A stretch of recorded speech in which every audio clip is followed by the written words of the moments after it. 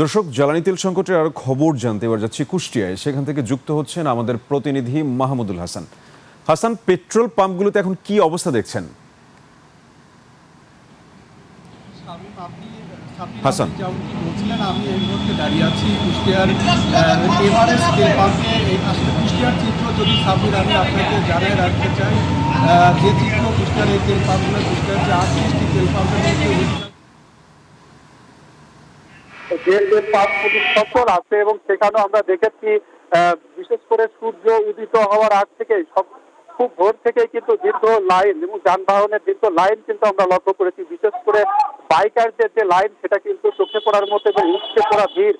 আমি বাইকারদের সাথে কথা বলেছিলাম, তারা কিন্তু আমাকে যেমনটি জানিয়েছে যে তারা ঘন্টার পর ঘন্টা দাঁড়িয়ে এই তেলের জন্য তাদেরকে এক ধরনের যুদ্ধ করতে হচ্ছে।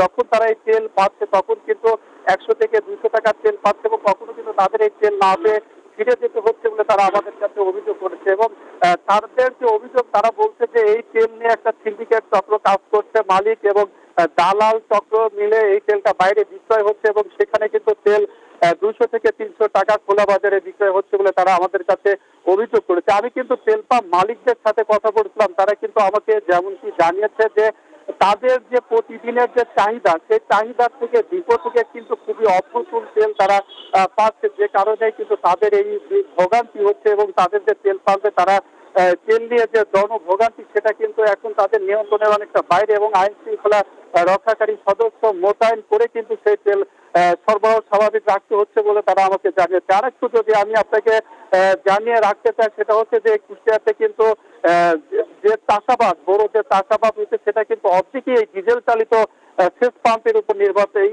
ডিজেলের সংকট যদি এভাবে থাকে, কৃষি কর্মকর্তা আমাকে যেমনটি জানিয়েছে, ডিজেলের এই সংকটটা যদি থেকে থাকে, সেক্ষেত্রে কিন্তু